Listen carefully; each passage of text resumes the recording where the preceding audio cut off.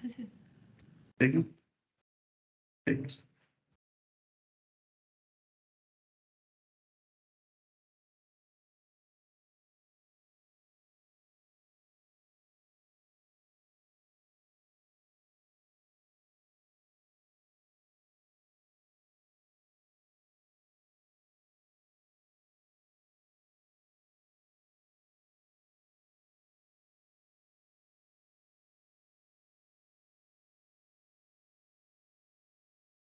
Okay sir, good evening to all of you sir.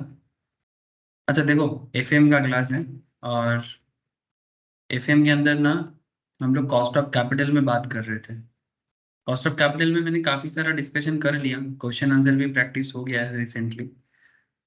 Last week I think class नहीं हुआ था, तो आज का क्लास में मैं आपको कुछ और भी न्यू टॉपिक है कॉस्ट ऑफ कैपिटल में, उसको डिस्कवर करूंगा और उसी के बारे में आपसे मैं डिस्कस करूंगा।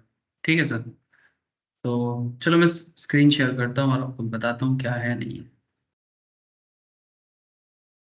अच्छा देखो, तो सबसे पहले तो एक चीज़ है कि कॉस्ट ऑफ कैपिटल जो ये फाइनेंशियल मैनेजमेंट में जो टॉपिक था, ये टॉपिक बेसिकली क्या टॉपिक है कि कंपनी को मार्केट से क्या करना है सर, पैसा उठाना होता है। बिजनेस बिजनेस को बेसिकली, ठीक है, तो बिजनेस को बेसिकली मार्केट से रेज रेज करना होता है कैपिटल। और कैपिटल को रेज करने के लिए कुछ खर्चा हो जाता है, ऐसे ही मतलब फ्री में तो कुछ मिलता नहीं है। सिंपल बात यह है सर कि फ्री में कुछ मिलता नहीं है, तो जब फ्री में कुछ नहीं मिलता तो ऑटोमेटिकली आपको उसका कॉस्ट चुकाना पड़ता है ना सर, कॉस्ट चुकाना पड़ता है। तो जो कॉस्ट आपको चुकाना पड़ता है कंपनी के एंगल से कैपिटल रेज करने के लिए, उसे कॉस्ट ऑफ कैपिटल कहते हैं। सिंपल, ठीक है, ये थोड़ा सा याद दिलाया। और रिसेंट पास्ट जितना क्लासेस हुआ है उसमें मैं एक्चुअली आप लोगों को कॉस्ट ऑफ कैपिटल में कॉस्ट ऑफ डेब्ट, cost of preference shares, cost of equity, cost of retained earning, इसके बारे में एक ओवरऑल आइडिया दिया था। और ज्यादातर जो डिस्कशन हुआ था वो कॉस्ट ऑफ डेब्ट में हुआ था, है ना सर? याद है आप लोगों को? प्रैक्टिस किया ना सर आप? अगर नहीं किए तो कर लो सर, पुराना क्लासेस देखते देखते कर लो। ठीक है, प्रैक्टिस भी हो जाएगा और याद भी हो जाएगा अगर बाई चांस नहीं किए हो तो। नाउ क्वेश्चन ये है सर, तो फिर आज नया क्या कराएंगे सर? आज एक न्यू टॉपिक मैंने बेसिकली कॉस्ट ऑफ कैपिटल में जैसे डेब्ट के बारे में मैंने बात किया था। फिर लास्ट वीक मुझे जितना याद आ रहा है मैंने ना zero coupon bond, I think zero coupon bond पे भी मैंने बात किया था ना? हाँ सर, किसको याद है? सनम को या नील को या शालिनी को? एनीवन याद है किसी को? सनम को याद नहीं है? हाँ सर। ओके, ठीक है सर। तो हम लोग ने actually last week zero coupon bond के बारे में बोला था सर। जीरो कूपन बॉन्ड क्या है? जेम्स बॉन्ड नहीं सर, जीरो कूपन बॉन्ड, ठीक है। जीरो कूपन बॉन्ड के बारे में जो बातचीत हुआ था उसमें ना वो भी एक डेब्ट माने आइटम है। डेब्ट माने बेसिकली लोन होता है ना सर, डेब्ट माने बेसिकली लोन होता है, ठीक है। तो ये जो मार्केट से डेब्ट उठाने का जो कॉस्ट है उसको कैलकुलेट करने का तरीका मैं आप लोगों के साथ डिस्कस कर रहा हूँ। और इसमें प्रीवियस क्लासेस में जीरो कूपन बॉन्ड एक ऐसा कॉन्सेप्ट है जिसमें ना बॉन्ड जो उसका जो क्राइटेरिया है जीरो कूपन बॉन्ड का, इसको जेडसीबी भी कहते हैं। क्या कहते हैं सर? जेडसीबी, ठीक है। जेडसीबी इन द सेंस कि वो बॉन्ड की ना इंटरेस्ट नहीं होता है, वो इशू होता है डिस्काउंट में और रिडीम होता है पार में, ठीक है। माने मानो एक बॉन्ड का मार्केट प्राइस है मानो 100 रुपीज, ठीक है। तो कंपनी आपको इशू करेगा से फॉर एग्जाम्पल 90 टका में, ठीक है। 100 रुपये उसका दाम है, 90 में इशू करेगा तो 10 टका डिस्काउंट दे रहा है। और जब आपको रिपे करेगा तो वो 10 टका एक्स्ट्रा करके रिपे करेगा, माने बेसिकली 100 में रिपे करेगा। तो ये बेसिकली जीरो कूपन बॉन्ड का कॉन्सेप्ट है। और इसके ऊपर मैंने लास्ट दिन एक क्वेश्चन भी सॉल्व करवाया था, ठीक है। तो ये कुछ तरीका था डेब्ट को अंडरस्टैंड करने का। लेकिन अभी ना मैं थोड़ा सा मूव ऑन करना चाहता हूँ sir. Move on in the sense कि हम लोग डेब्ट में बात किए, अब धीरे धीरे थोड़ा क्या बोलते हैं इसको, शेयर्स में जाना है सर। क्योंकि कंपनी ना मार्केट से पैसा रेज करने के लिए हर तरह का सोर्स यूज करते हैं, शेयर भी हैं, डेब्ट भी हैं। तो डेब्ट में काफी दिनों से बात मैं कर रहा हूँ, अब धीरे धीरे मैं जैसे मानो प्रेफरेंस शेयर कैपिटल, ठीक है, KP, cost of preference shares, फिर आपको मैं इक्विटी शेयर कैपिटल, ठीक है, ये सब चीजों में बात करूंगा। प्रेफरेंस शेयर का भी आइडिया मिलना चाहिए, इक्विटी शेयर का भी आइडिया मिलना चाहिए, बैंक लोन मैंने टर्म लोन जिसको बोलते हैं उसके बारे में भी आइडिया होना चाहिए। जैसे ये देख पा रहे हो आप, cost of equity, cost of preference, ठीक है, इसको कैलकुलेट करने का भी कुछ तरीका है। और फिर डिविडेंड प्राइस अप्रोच का भी एक बहुत इंटरेस्टिंग कॉन्सेप्ट है, मैं धीरे धीरे आता हूँ सर, ठीक है। अब ज्यादा एक साथ सुन लोगे फिर माथा खराब हो जाएगा, ठीक है। ज्यादा माथा को खराब नहीं करना है, जस्ट अंडरस्टैंड करने का पूरा कोशिश करना है, धीरे धीरे सब समझ में आता रहेगा, ठीक है। ओके चलो, तो पहले तो पता, मैंने कॉपी रेडी कर लो सर। लास्ट क्लास जो हुआ था, किसी को डेट याद है सर? क्योंकि लास्ट वीक मैंने क्लास नहीं ले पाया था।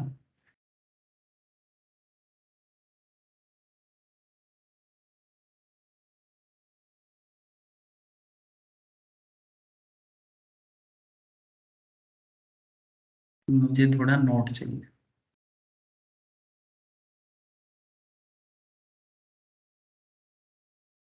26 तारीख। 24 तारीख, okay.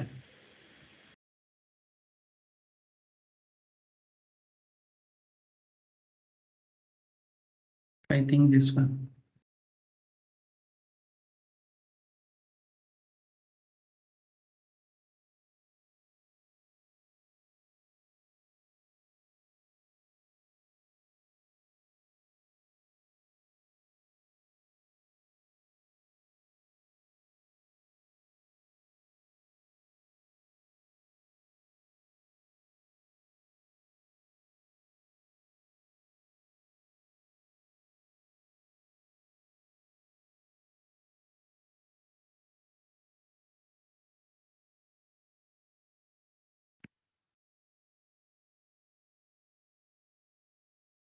I think this one.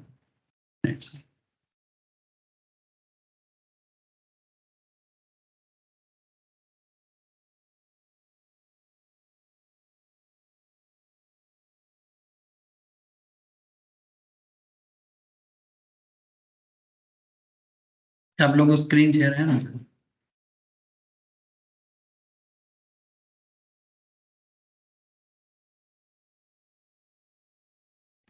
हाँ sir.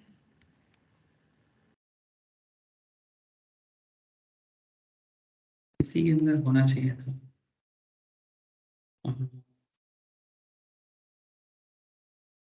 Intrinsic value, zero coupon bond मैंने करवाया था। जीरो कूपन बॉन्ड नहीं हुआ क्या? जीरो कूपन बॉन्ड मुझे जितना याद है हुआ। तरह देखो तो नोट चेक करके, जीरो कूपन बॉन्ड कराया कि नहीं कराया? नहीं।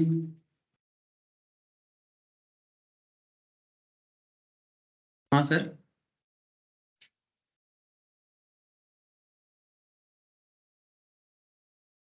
अरे कॉपी चेक करके 12 तारीख बताओ पर मुझे। आप कराए थे। हाँ 12 तारीख पर आप कराए थे। हाँ, वही मैं पूछ रहा हूँ कि जीरो कूपन बॉन्ड हुआ था।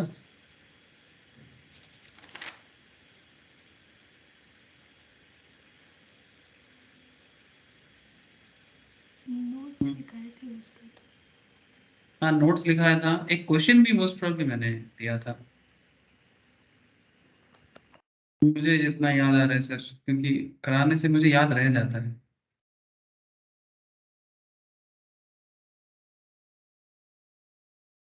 अच्छा ठीक है, अगर बाई चांस नहीं हुआ होगा ना तो मैं फिर से एक बार करा दूंगा।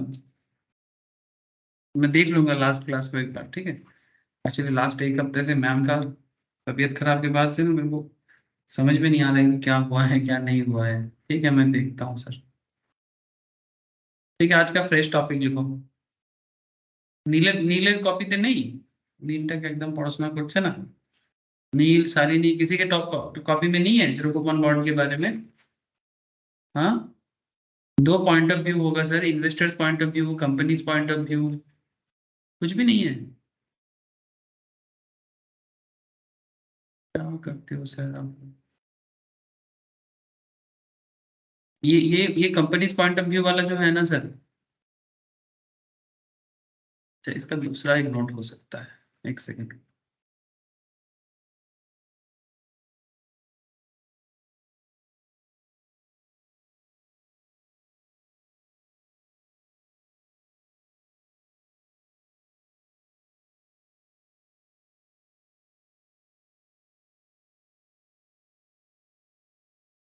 मुझे लग तो रहा है सर मैंने करवाया, बट आप लोग कुछ मुझे कंफर्म नहीं बोल पा रहे हो सर, इसीलिए मैं चिंता में पड़ गया। Income companies point of view,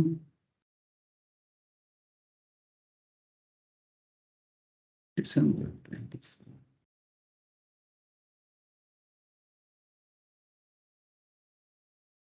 नहीं मिल रहा है, पता नहीं लग रहा है। सर बताए थे। बताया था ना। हाँ सर, सर उस दिन वो ब्लैक बोर्ड में किए थे।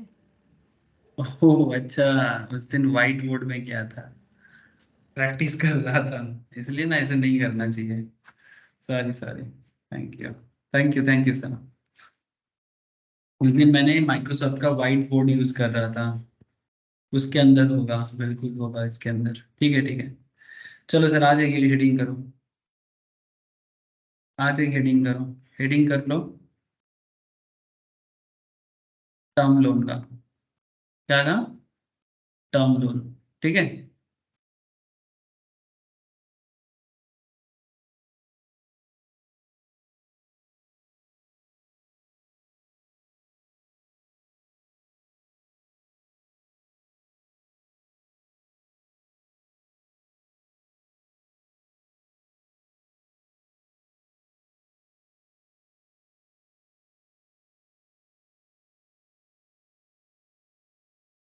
सर टर्म लोन क्या होता है?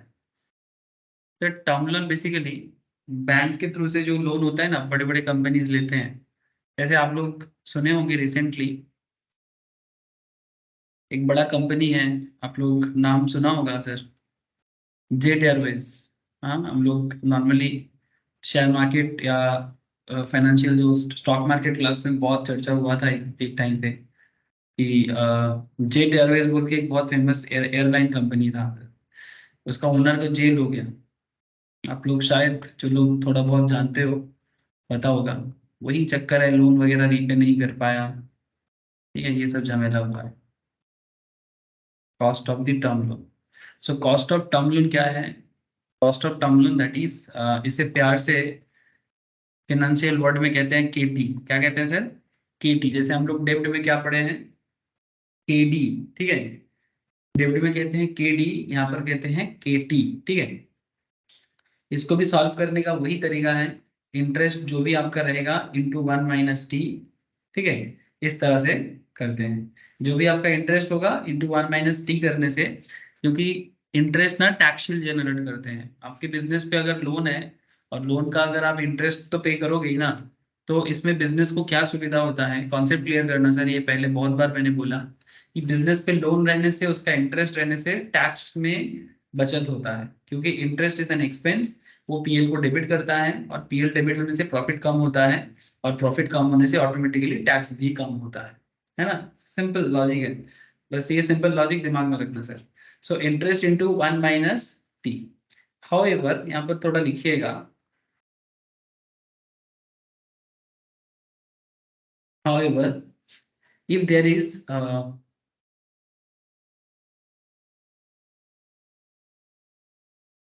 some processing fee, अगर कोई प्रोसेसिंग फीस है ना, ठीक है, प्रोसेसिंग फीस को आप यहाँ से एफ से डिनोट कर सकते हो। किससे डिनोट कर सकते हो? एफ से। ठीक है, एफ से अगर आप कुछ प्रोसेसिंग फीस लेते हो, charged by the bank, charged by the bank upfront, upfront in the sense, upfront in the sense starting में। कई बार क्या होता है, आप बैंक में लोन लेने जाते हो तो बैंक ना आपसे एक प्रोसेसिंग फी मांगता है। ठीक है, जिसे अपफ्रंट कॉस्ट या अपफ्रंट फी बोलते हैं। ठीक है, स्टार्टिंग में, अपफ्रंट माने स्टार्टिंग में, स्टार्टिंग में आप हिंदी में भी लिख के रख सकते हो, अपफ्रंट माने स्टार्टिंग में। तो स्टार्टिंग में कई बार बैंक लोन प्रोसेस करने के लिए एक अपफ्रंट फीस बैंक आपसे चार्ज करता है। तो ऐसे सिचुएशंस में आपके क्वेश्चन के अंदर या सिचुएशंस के अंदर अपफ्रंट फीस भी देखने को मिल सकता है, जैसे प्रोसेसिंग फीस कहते हैं। किसी किसी केस में 1%, मानो आपको 20 लाख का लोन चाहिए, तो 20 लाख का 1% या 0.5% या 0.10%, बैंक टू बैंक डिपेंड करता है। ठीक है, तब इन दैट केस आपका कॉस्ट ऑफ टर्म लोन का जो कैलकुलेशन टेक्निक होगा वो केटी इक्वल्स टू हो जाएगा इंटरेस्ट रेट इंटू 1 - t, ठीक है, whole divided by 1 - f, whole divided by 1 - f, ठीक है। ये फॉर्मूला काम करता है सर। ये किस चीज का फॉर्मूला है? कॉस्ट ऑफ टर्म लोन का फॉर्मूला है। याद रहेगा सर? हाँ सर, याद रहने के लिए एक काम कर सकते हो आप, याद रहने के लिए एक एग्जाम्पल कर लो, याद रहेगा।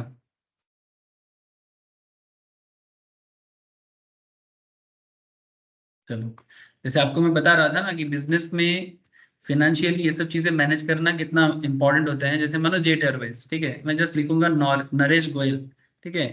आजकल पूरा छाया हुआ है सर, क्योंकि इतना बड़ा बिजनेसमैन है, अभी जेल हो गया सर, ठीक है, अभी जेल हो गया।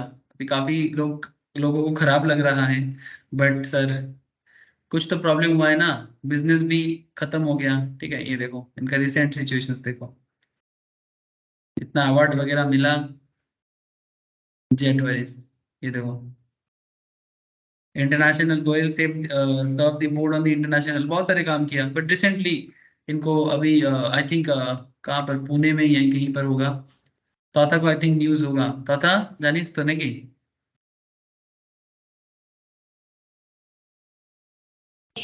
हाँ सर। काफी दिन से हम लोग क्लास में बात कर रहे थे, है ना, क्लास को कथा बोलছিলাম, अल्टीमेटली खत्म, ओनर ही खत्म, माने खत्म इन द सेंस जेल चला गया। क्या लिखते हैं, lost all hope, better to die in jail, jetter is found in the is going to court with folded hands, ठीक है, ऐसे हालत हो गया। मैंने हर उम्मीद खो दी, मुझे जेल में मरने दे, आंखों में आंसू लिए जज से बोले जेट एयरवेज के फाउंडर। अब डिटेल्स अभी ज्यादा नहीं जा रहा हूँ, बेसिकली फाइनेंशियल मैटर था, बेसिकली फाइनेंशियल मैटर था, ठीक है। अब मैं ज्यादा अभी जेट एयरवेज के बारे में केस स्टडीज में नहीं जा रहा हूँ सर, ठीक है।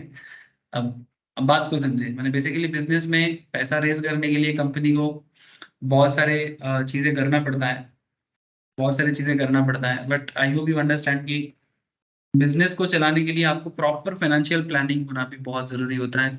अगर कहीं पर भी थोड़ा बहुत फेलियरिटी आ जाना है, फिर वही चीज धीरे धीरे मुश्किल पैदा करता है। और भी चीजें हैं, मैं भी ज्यादा डिटेल्स में नहीं जाना चाहता, क्योंकि तब चर्चा हम लोग थोड़ा शिफ्ट हो जाएंगे, ठीक है, शिफ्ट नहीं ज्यादा करना चाहता इसीलिए। चलो ठीक है, ओके। एग्जाम्पल एक करो टर्म लोन का।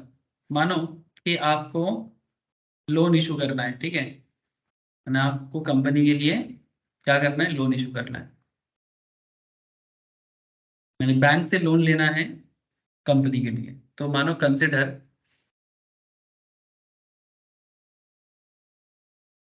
10 ईयर टर्म लोन, 10 साल का एक टर्म लोन है, अब ₹10 करोड़, ठीक है, अब ₹10 करोड़ एट इंटरेस्ट ऑफ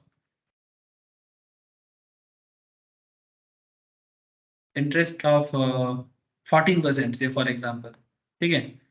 10 साल का टर्म लोन है, 10 करोड़ का है,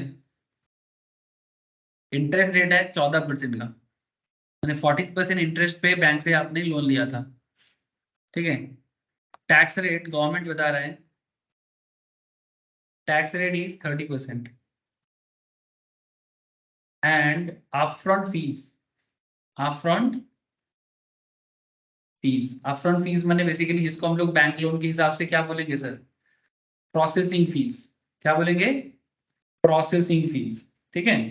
अपफ्रंट फीस या प्रोसेसिंग फीस है 0.5%, ठीक है। मैं आपको बोला ना, नॉर्मली लोन वगैरह पास कराने के लिए बैंक जो आपके घर में वैल्यूएशन को वैल्यूअर भेजता है, ठीक है, किसी ना किसी को क्या बोलते हैं उसको, मैंने फॉलो ऑन करने के लिए भेजते हैं, काफी सारे काम करते हैं सर। एक प्रोजेक्ट को पास कराने के लिए 10 करोड़ पाने के लिए काफी बैंक का भी झमेला है, और उसमें बैंक थोड़ा इनकम भी कर लेते हैं, लोन ऑफिसर को भेजना, फिर वैल्यूअर को भेजना, there are lots of thing, उसके लिए एक प्रोसेसिंग फीस लेता है, और फिर आपको लोन देना है तो देता है, नहीं तो प्रोसेसिंग फीस तो रिटर्न भी नहीं करता बहुत केस में, ठीक है। सो upfront fees 0.5%, The question is that what is the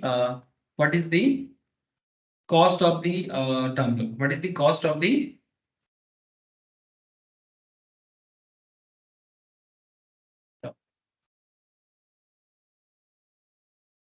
term loan का कॉस्ट कितना है? कैलकुलेट करके बताओ। 10 साल के लिए 10 करोड़ का लोन है, 14% इंटरेस्ट रेट है, टैक्स 30% का है, केटी कितना होगा? Cost of the term loan कितना होगा? मुझे सबसे पहले एक बात बताओ, मुझे एक छोटा सा बात बताओ सर। मैं आपको दो फॉर्मूला दिया यहाँ पर, कॉस्ट ऑफ टर्म लोन का सिंपल फॉर्मूला दिया, इंटरेस्ट इंटू 1 - टी वाला, और मैंने आपको एक बड़ा फॉर्मूला दिया जिसमें interest rate into 1 - T whole divided by 1 - F. क्या आप लोग मुझे बता सकते हो सर कौन सा फॉर्मूला यूज करेंगे? हाँ सर सेकंड वाला। सर, क्यों?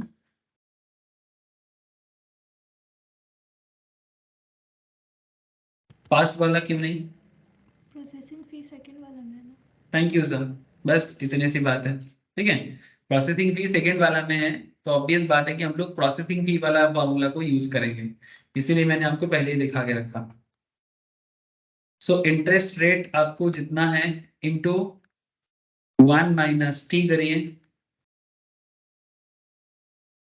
1 - टी करिए, होल डिवाइडेड बाई 1 - एफ करिए, और अभी आप जो है वो पुट करिए। 14% आपका इंटरेस्ट था, इंटू 0.7 आपका टैक्स रेट है। अच्छा, 0.7 क्यों? अगर टोटल 1 रुपी है और 30% अगर टैक्स है, point to be noted sir, 1 - 0.3, माने अगर टोटल 1 टका आप कमा रहे हो और 30% आप गवर्नमेंट को दे रहे हो, तो 70 टका आपका बचता है ना? 70 टका आपका बचता है, तो 14 इंटू 0.7 इसलिए क्योंकि 30% तो सरकार लेके गया, ठीक है, 30% तो गवर्नमेंट लेके गया। यहाँ से डिवाइड कर दो सर, 1 - एफ, एफ माने 0.5, ठीक है, तो 0.5% में है, तो 0.5 को अगर मैं और थोड़ा सा तोड़ दूं, क्योंकि ये सब पॉइंट में है, तो 0.5 को अगर और परसेंटेज में तोड़े तो क्या हो जाएगा? 0.5/100। हाँ सर, 0.5% को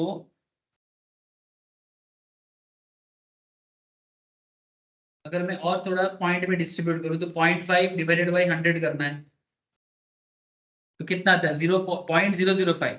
समझ रहे कि नहीं समझ रहे, बोलो? क्योंकि मैं 30% को अगर 30/100 किया तो मुझे 0.3 मिला, तो 0.5% को अगर मैं 0.5/100 करूंगा तो मुझे ये मिलता है। I hope it's clear. जैसे 0.005, मैं आशा करता हूँ समझ में आया होगा सबको। हाँ सर, समझ में आया होगा ना? तो 0.005, तो 1 - 0.005, 0.005। अब प्लीज इसे कैलकुलेट कर लीजिए। 14 इंटू इसको, इसे ये 1 - 0.3 और दिखाने का जरूरत नहीं है, हाँ, ये तो बस मैंने समझाने के लिए दिखाया था।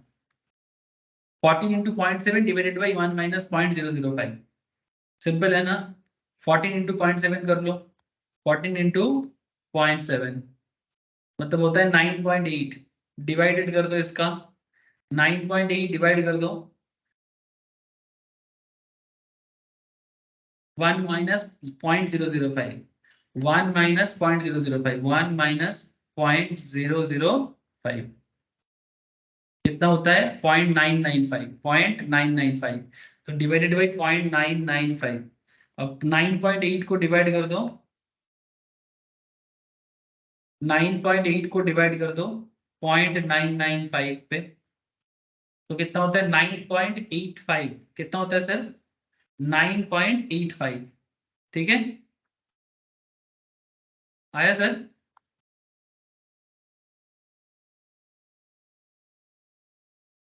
9.85% आया सर, बोलो? हाँ सर। ठीक है, so what is the meaning of this? ये 9.85% क्या है सर? केटी है।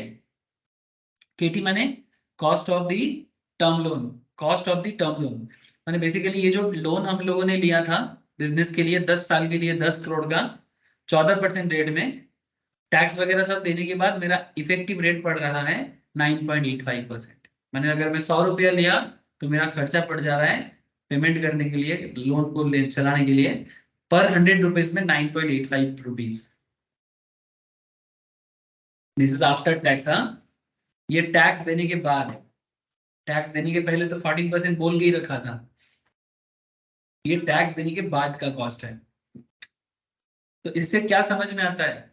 इससे इतना समझ में आ जाता है कि भाई अगर बिजनेस को सरवाइव कराना है, अगर बिजनेस को सरवाइव कराना है तो इतना पैसा तो कमाना ही पड़ेगा। मैंने 100 रुपए में 9.85 पैसा तो कमाना ही पड़ेगा। इससे ज्यादा जितना कमा लो बट इतना तो मिनिमम है। कॉस्ट ऑफ कैपिटल इसी चीज को बताते हैं सर। कॉस्ट ऑफ कैपिटल इसी चीज को बताते हैं कि अगर बिजनेस का मार्केट से लोन है तो लोन का खर्चा, लोन का कॉस्ट, डेब्ट है तो डेब्ट का कॉस्ट, इक्विटी है तो इक्विटी का कॉस्ट, प्रेफरेंस शेयर है तो प्रेफरेंस शेयर का कॉस्ट, उसको अगर बिजनेस रिपे करने का पूरा दम रखता है और साथ में एक्स्ट्रा कमाएगा तो ही जाके बिजनेस उसको चला सकता है। ठीक है, सब्सिडी देके सरकार कितना ही बचा सकता है सर? सब्सिडी देके सरकार कितना बचाएगा?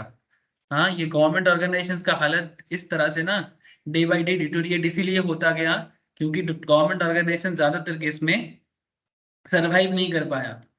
ठीक है, क्योंकि वो लॉस में धीरे धीरे ऐसे ही लॉस में चला गया। ये तो प्राइवेट कंपनी है, गवर्नमेंट में तो मैनेजमेंट का हालत और खराब है, गवर्नमेंट में तो मैनेजमेंट का हालत और खराब है। और इतना धीरे धीरे क्या होता गया, एक के बाद एक गवर्नमेंट ऑर्गेनाइजेशन फेलियरिटी पे चला गया। ठीक है, क्योंकि लैक ऑफ मैनेजमेंट। ठीक है, लैक ऑफ मैनेजमेंट मैंने हर तरह का, एडमिनिस्ट्रेटिव, फाइनेंशियल, हर मैटर में। और इसीलिए गवर्नमेंट ऑर्गेनाइजेशन पे दिन प्रॉब्लम बढ़ता गया। कोई भी अगर गवर्नमेंट का प्रॉफिटेबल बिजनेस चलता ना तो गवर्नमेंट कभी भी अपना बिजनेस को बंद ना किया होता। ठीक है, समझा करो सर। ठीक है, ये देखो, ये बैंकरप्टेड हो गया 2018 में जेट एयरवेज, 2019 से सर्विस बंद कर दिया था। मैं आपको न्यूज दिखा रहा हूँ, रिसेंट केसेस हैं, ये देखो, सब लीगल मैटर बना है। 2018 में Jet Airways has been reported to have a negative financial outlook due to increasing losses. Business में दिन पे दिन लॉस बढ़ रहा था, लोन का बर्डन और ज्यादा हो रहा था। मार्च 2019 it was reported that nearly fourth of Jet Airways aircraft were grounded due to unpaid lease rate। ठीक है, लीज का कुछ खर्चा है, लीज माने रेंटल रेट। ठीक है, रेंटल पेमेंट नहीं कर पा रहा था। और रेंटल पेमेंट नहीं किस लिए नहीं हो पा रहा था? क्योंकि बिजनेस का कॉस्ट बढ़ रहा था, लोन का बर्डन बढ़ रहा था। फिर 5 अप्रैल को Indian Oil Corporation stop supplying fuel to the airline. Supply मतलब जला नहीं देना बंद कर दिया। जैसे पेट्रोल डीजल लगता है ना, इसका भी होता है व्हाइट फ्यूल। ठीक है, उसको टरबाइन फ्यूल बोलते हैं, एटीएफ बोलते हैं, एविएशन टरबाइन फ्यूल देना बंद कर दिया। Citing non-payment of dues on the emergency funds have still not been credited।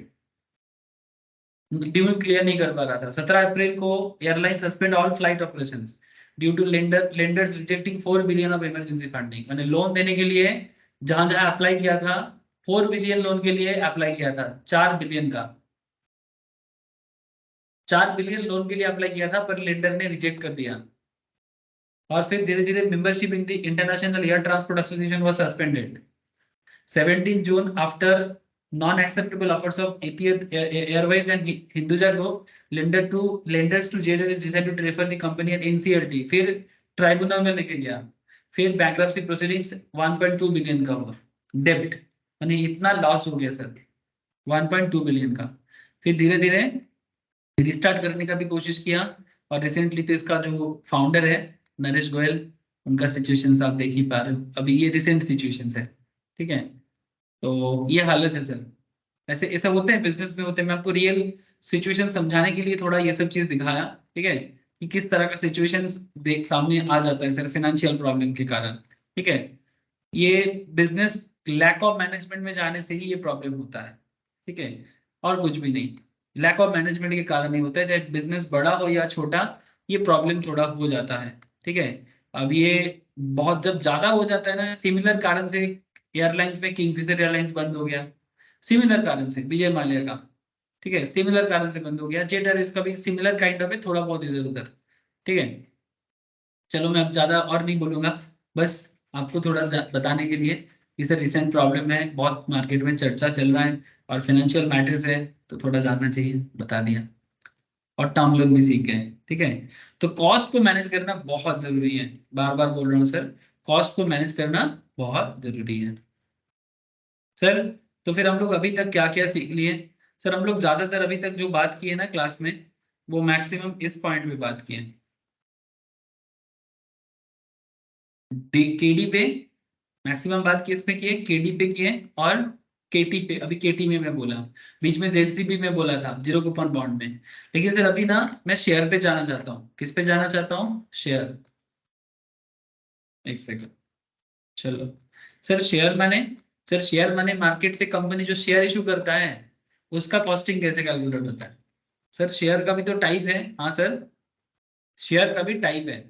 जैसे एक होता है प्रेफरेंस शेयर, दूसरा होता है, दूसरा होता है इक्विटी शेयर, ठीक है। सर ये तो लीगल बात हो गया, हाँ सर लीगल बात है, पर हम लोग फाइनेंशियली समझेंगे। बिजनेस में ना, जैसे लोन के थ्रू से भी पैसा रेज किया जा सकता है, सिमिलरली शेयर मार्केट के थ्रू से भी रेज किया जा सकता है। अब क्योंकि दो तरह का शेयर कैपिटल होता है, preference share capital as well as equity share capital. तो प्रेफरेंस शेयर होल्डर थोड़ा क्या है, हाइब्रिड मोड का है। मैं ये बात स्टार्टिंग में ही आप लोगों को समझाया था। तो वही प्रेफरेंस शेयर जो हाइब्रिड मोड ऑफ फंड है। हाइब्रिड क्यों? क्योंकि प्रेफरेंस शेयर के अंदर थोड़ा बहुत लोन का कैरेक्टर और थोड़ा बहुत इक्विटी का कैरेक्टर मिक्स होते हैं, ठीक है। क्योंकि इसके अंदर फिक्स नेचर होते हैं। आप लोग स्कूल लेवल में भी कंपनी अकाउंट्स में शायद प्रेफरेंस शेयर का कैलकुलेशंस किए होंगे, अभी फाउंडेशंस में भी है, सीए लेवल में, सीएमए लेवल में, as well as intermediate level में भी कंपनी अकाउंट्स में ये सब चीज पढ़ना पड़ता है। तो अकाउंट्स में आप लोग कॉस्ट ऑफ प्रेफरेंस शेयर्स के बारे में आइडिया जानते हो कि हमेशा ऐसे लिखा रहता है, मानो अगर कंपनी प्रेफरेंस शेयर इशू करता है तो कंपनी के बैलेंस शीट में 14% प्रेफरेंस शेयर, 15% प्रेफरेंस शेयर ऐसे लिखा रहता है। इसका मतलब जो प्रेफरेंस शेयर कंपनी मार्केट्स में इशू किया, उसके बदले कंपनी को 14% रिपे करना पड़ता है, या 15% प्रेफरेंस शेयर तो 15% रिपे करना पड़ता है। दैट्स अ सिंपल मतलब है। लेकिन सर इसका कैलकुलेशन होता कैसे है, वही चीज मैं समझाने जा रहा हूँ। तो प्रेफरेंस शेयर होल्डर पे डिविडेंड, अच्छा प्रेफरेंस शेयर होल्डर को जो ये जो 14% 15% है ना, ऐसे तो इसको कई बार हम लोग डेब्ट के केस में इंटरेस्ट कहते हैं। जब डिवेंचर होता है या लोन होता है तो हम लोग इसे इंटरेस्ट कह देते हैं। अगर वो लोन या डिवेंचर है तो इंटरेस्ट कह देते हैं। लेकिन अगर यही 14% और 15% प्रेफरेंस शेयर वर्ड के आगे बैठता है तो इसे हम डिविडेंड कहते हैं। क्यों? क्योंकि शेयर के अगेंस्ट में डिविडेंड दिया जाता है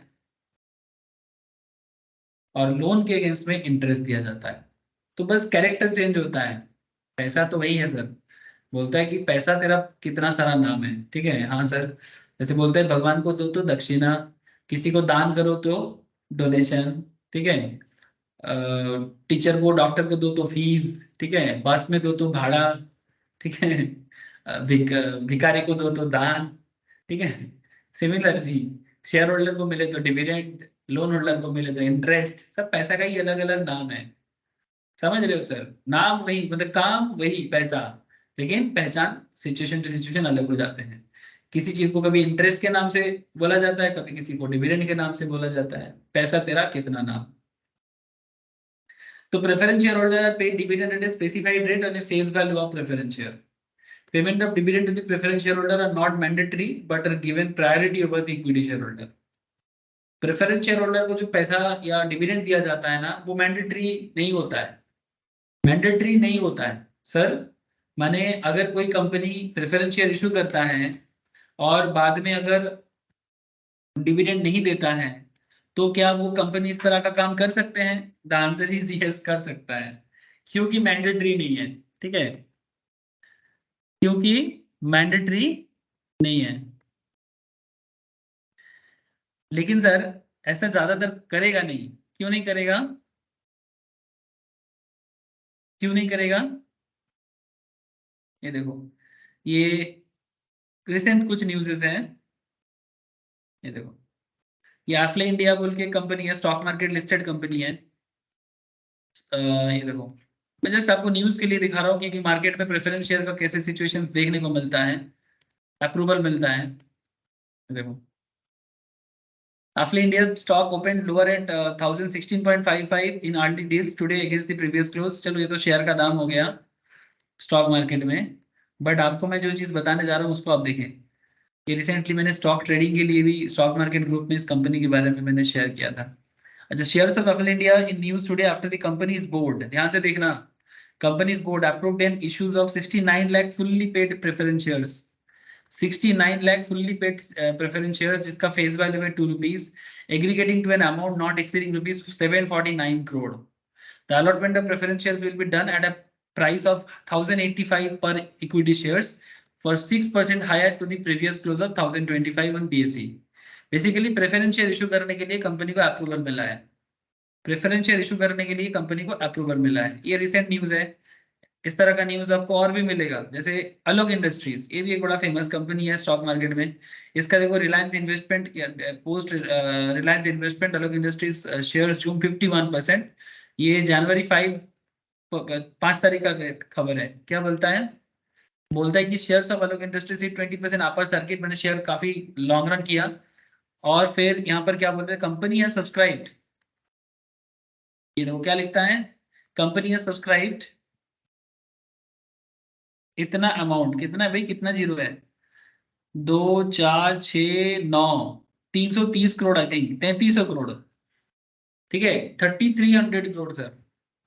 9% रेट में नॉन कन्वर्टेबल, 9% मैंने इंटरेस्ट, मैंने डिविडेंड का रेट है, ठीक है, 9% डिविडेंड का रेट है। Non convertible redeemable preference share, non convertible माने जिसे आप इक्विटी में कन्वर्ट नहीं कर सकते, एंड रिडीमेबल है माने एक्चुअली पेमेंट किया जाएगा। There is a concept of irredeemable also. Irredeemable माने जिसका रिडीम्शन नहीं होता है, वो परपेचुअल चलता है जिंदगी भर, जब तक कंपनी है तब तक शेयर होल्डर को डिविडेंड मिलेगा, बट कभी भी उसका प्रिंसिपल वैल्यूएशन जो है वो वापस नहीं किया जाएगा, ठीक है, ऐसा भी होता है, बट आजकल इसको ये सब कम ही चलता है, सेबी उतना प्रोमोट नहीं करता इरिडीमेबल चीजों को, हर रिडीमेबल चीज को ही ज्यादा प्रमोट किया जाता है, ठीक है सर। तो ये देखो 3300 करोड़, 3300 करोड़ का रिडीमेबल प्रेफरेंस शेयर 9% रेट में रिसेंटली ये सब्सक्राइब हुआ है sir.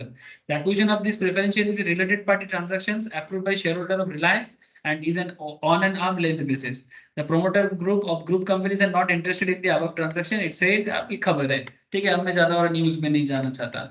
Now point is what sir, point यही है कि आप लोग अभी जो चीज समझने का कोशिश कर रहे हो, ठीक है, करेंटली मैं आप लोगों को जो चीज समझाने का कोशिश कर रहा हूँ that is preference share holder का कॉन्सेप्ट, ठीक है, कि प्रेफरेंस शेयर होल्डर किस तरह से मार्केट में कंपनी किस तरह से प्रेफरेंस शेयर इशू करते हैं, उसका क्या इम्पैक्ट पड़ता है। और मैं आपको जो चीज समझाने का कोशिश कर रहा हूँ वो कि प्रेफरेंस शेयर जब कंपनी इशू कर देता है फिर उसका कॉस्ट को कैसे कैलकुलेट किया जाता है। मानो कि आप एक कंपनी के फाइनेंशियल मैनेजर्स हो, तो आप कंपनी का जो फाइनेंशियल एस्पेक्ट्स है, जो मैनेजमेंट का पार्ट है, उसको आप कैसे संभालोगे, दैट्स अ बिग इशू, ठीक है। इसलिए यहाँ पर देखो क्या चीज बोलता है कि प्रेफरेंस शेयर होल्डर को इक्विटी से पहले हक मिलता है। हक क्यों मिलता है? क्योंकि वो प्रेफर्ड है, फिक्स रेट में आते हैं। इक्विटी क्या है? कंपनी का ट्रू ओनर होता है। ट्रू ओनर का क्या कैरेक्टर होते हैं कि कंपनी के पास ज्यादा रहे तो ज्यादा मिलेगा, कम रहे तो कम मिलेगा, ठीक है। लेकिन प्रेफरेंस वाले मैंने प्रेफर्ड है, प्रेफर्ड इन द सेंस आपको पहले मौका दिया जाएगा, मैंने इस आउटसाइडर की तरह ट्रीट किया जाएगा, इनसाइडर की तरह नहीं, ठीक है। लेकिन मैंडेटरी नहीं है।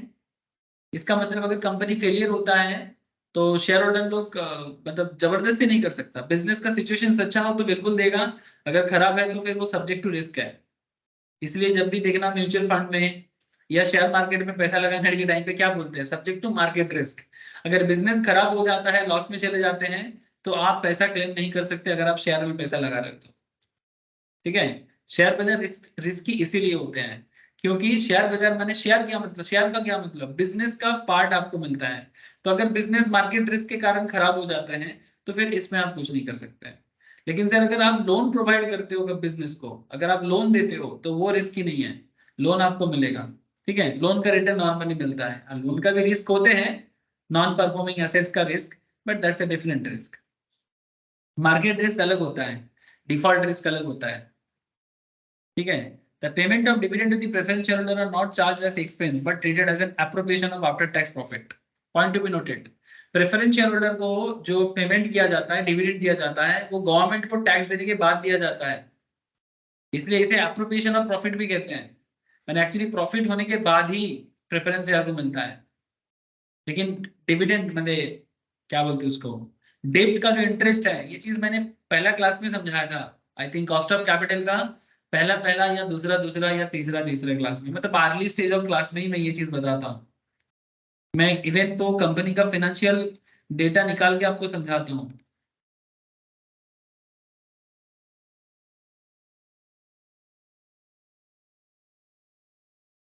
फिर से समझा देता हूँ सर, समझाना आज नहीं तो कल पड़ता ही है, और हमेशा मैं एक ही बात बार बार करने से क्या है ना, बात कान में चले जाते हैं। जैसे मानो अलोक इंडस्ट्रीज, अभी अलोक इंडस्ट्रीज के बारे में बात हो रहा था।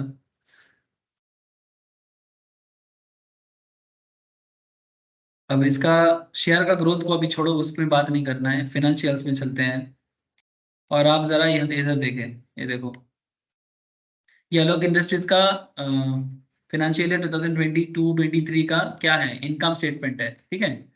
This is the income statement. तो मैंने इनकम पे क्लिक किया, और इनकम में क्लिक करने के बाद यहाँ पर एक मुझे एक रफ आइडिया दे देता है सर, एक्सट्रैक्टेड बैलेंस शीट का एंड पीएल का। तो ये एक्सट्रैक्टेड चीज आपको क्या हेल्प करता है कि कंपनी आपका खुद का जो रेवेन्यू होता है, ठीक है सर, रेवेन्यू से एक्सपेंस को माइनस करते हैं, इसे कहते हैं इनकम स्टेटमेंट। ये मैं आपको जो दिखा रहा हूँ this is the income statement. तो इनकम स्टेटमेंट में कंपनी अपने रेवेन्यू से खर्चा को माइनस करता है, और माइनस करने के बाद ये देखो टोटल रेवेन्यू जितना अलग इंडस्ट्रीज ने कमाया, ठीक है, 7002 करोड़ के आसपास का रेवेन्यू कमाया, फिर वहां से कंपनी को अलग अलग खर्चा हुआ, अपनी इंडस्ट्री के स्पेसिफिक खर्चा, फिर यहाँ से बिजनेस को एक प्रॉफिट हुआ। अब ये जो प्रॉफिट है इसको कहते हैं ईबीआईटीडीए। मैंने एक्चुअली इस प्रॉफिट से कंपनी ने अभी भी डिप्रिसिएशन का खर्चा, अमोर्टाइजेशन का खर्चा, इंटरेस्ट का खर्चा, ये सब माइनस नहीं किया, ठीक है। फिर कंपनी क्या करता है, ईबीआईटीडीए मैंने earning before interest tax depreciation amortisation से सबसे पहले नॉन कैश आइटम, ये नॉन कैश एक्सपेंसेस है, नॉन कैश एक्सपेंस में डिप्रिसिएशन कॉस्ट को माइनस करते हैं। फिर डिप्रिसिएशन कॉस्ट को माइनस करने के बाद कंपनी के पास जो आते हैं उसको कहते हैं ईबीआईटी या PBIT, profit before interest and taxes, या फिर earning before interest and taxes. Different area में डिफरेंट लैंग्वेज यूज होते हैं। यहाँ पर ईबीआईटी दिया है, पीबीआईटी दिया है, आप ईबीआईटी भी पढ़ सकते हो। ये देखो यहाँ पर ईबी बोला था, यहाँ पर पीबी बोल रहा है, एक ही बात है। अब कंपनी ने जितना प्रॉफिट किया इंटरेस्ट एंड टैक्स देने से पहले, point to be noted, interest and tax देने से पहले, अब ये जो प्रॉफिट है ना, इसमें से सबसे पहले कंपनी को इंटरेस्ट पे करना पड़ता है। Now what is the meaning of interest here sir, ये डेब्ट है, ये लोन है। ये इंटरेस्ट माने डेब्ट का इंटरेस्ट, डिवेंचर, बॉन्ड, ठीक है, debenture, bond, loan, this kind of things, debenture, bond, loan, ये सब चीजें हैं सर। इसका इंटरेस्ट आपको पहले देना है, सबसे पहले तो वही देना पड़ेगा। खुद खाओ ना खाओ, लोन का पैसा पहले दो, यही सिस्टम है। इसको देने के बाद अगर आपको कुछ बचता है तो उसे कहते हैं पीबीटी। क्या बोलते हैं उसको, पीबीटी, प्रॉफिट बिफोर टैक्स, ठीक है। अब ये पीबीटी से, इस पीबीटी से आपको सरकार का टैक्स देना है, इस पीबीटी से आपको सरकार को टैक्स देना है। तो नेट इनकम करने से पहले, नेट इनकम करने से पहले जिस देश का खाते हो, जिस देश का खाते हो वैसे ही समझो, ठीक है, जिस देश का खाते हो उसको कुछ रिटर्न करो, ठीक है। मेरी देश की धरती सोना उगले उगले हीरे मोती, गाना सुने हो, ये बड़ा बहुत पुराना गाना है, ठीक है। I think mother India movie का गाना है मोस्ट प्रोबेबली, एग्जैक्टली याद नहीं है सर। तो मेरी देश की धरती सोना उगले उगले हीरे मोती, मेरी देश की धरती। अब देश का धरती इतना हीरा मोती उगला रहा है, उसके उसका फल हम लोग भी ले रहे हैं। तो बस इतना चाहते हैं कि आप सबसे पहले टैक्स दो, ठीक है। अब ये देखो, ये देखो टैक्स दे दिया, ठीक है, ये टैक्स देता है। अब ये जितना इसका प्रॉफिट है वहां से टैक्स देना है, ये तो यहाँ पर लॉस किया है, ठीक है, प्रॉफिट के ऊपर नॉर्मली टैक्स देना पड़ता है। तो टैक्स देने के बाद जो बचेगा वो नेट इनकम होगा, वो नेट इनकम होगा। और ये जो नेट इनकम है इसमें से सबसे पहले, अब इसी से ये जो इनकम आया ना, इसको बोलते हैं लास्ट प्रॉफिट, ठीक है। ये जो प्रॉफिट है ये अभी अपोर्शनमेंट होगा, इसको कहते हैं अप्रोप्रिएशन ऑफ प्रॉफिट। अब इस नेट इनकम से पहला हक प्रेफरेंस का होगा, पहला हक प्रेफरेंस का होगा। जैसे अभी हर केस में प्रेफरेंस शेयर का डिटेल्स रहता नहीं है, बट कभी कभी तो रहेगा। जैसे मैं आपको अभी अभी दिखाया, अलग इंडस्ट्रीज में रिसेंटली प्रेफरेंस शेयर इशू किया है, रिलायंस ने लिया है, ठीक है। तो अगर प्रेफरेंस शेयर है तो कंपनी को सबसे पहले नेट इनकम से प्रेफरेंस को देना है। प्रेफरेंस को देने के बाद जो बचेगा वो अर्निंग पर शेयर के रूप में किसको जाएगा, इक्विटी को जाएगा। ये जो ईपीएस दिख रहा है ये इक्विटी का है। सर अगर प्रेफरेंस को देने के बाद कुछ नहीं बचता है तो ईपी अर्निंग इक्विटी का कुछ नहीं होगा, बाबा जी का ठुल लो। अगर प्रेफरेंस को देने के बाद अगर कुछ नहीं है तो फिर कुछ नहीं है। अच्छा अब इसमें और एक बात है, मानो कंपनी ने लोन का इंटरेस्ट पे कर दिया, ठीक है, पीबीआईटी से आई चला गया, इंटरेस्ट पे कर दिया, सरकार को टैक्स भी दे दिया, इसके बाद कंपनी का लॉस चला गया, जैसे यहाँ पर लॉस है, तो प्रेफरेंस को भी कुछ नहीं मिलेगा, प्रेफरेंस को भी कुछ नहीं मिलेगा। प्रेफरेंस चिल्ला सकता है, नहीं मिला तो नहीं सर नहीं चिल्ला सकते। हाँ उनका डिविडेंड क्या होता है, क्यूमुलेटिव हो जाते हैं, क्यूमुलेटिव हो जाते हैं डिविडेंड। डिविडेंड क्यूमुलेटिव हो जाने का मतलब है कि वो जुड़ता रहता है परसेंटेज के हिसाब से, जितना परसेंटेज का उसका रहेगा, लेकिन चिल्ला नहीं सकते क्योंकि वो मैंडेटरी नहीं है। डिविडेंड कभी भी मैंडेटरी नहीं होता। बिजनेस प्रॉफिट करे तो बिल्कुल देना है, बट लॉस करे तो आप ज्यादा कुछ नहीं कर सकते, सब सब्जेक्ट टू मार्केट रिस्क हो जाते हैं। बात समझ में आ रहा है सर? हेलो, मैं बहुत देर से पूछा नहीं, मैं पूछ रहा हूँ अभी, समझ में आ रहा है? प्लीज चल।